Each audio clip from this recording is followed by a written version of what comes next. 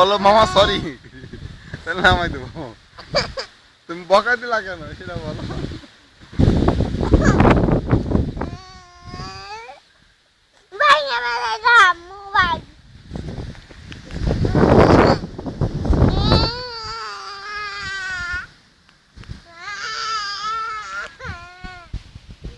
আমি তোমার এখানে খাবার দিয়ে যাবো না, তুমি চিন্তা করো না, এখান থেকে আমার দরকার নেই। তোমাকে এখানে আমি খাবার দিয়ে যাই। ওই যে তোমার দাদিকে বলি যে আলম গাছের উপর আছে, নামতে পারতেছে না, ওকে কিছু খাবার দিয়ে আসেন। হ্যাঁ বলবো।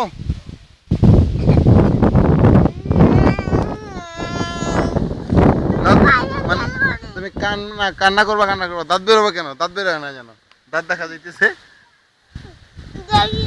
ওই যে আবার কথা বলো, দাঁত বেরোয়, দাঁত বেরোয় কেন? আচ্ছা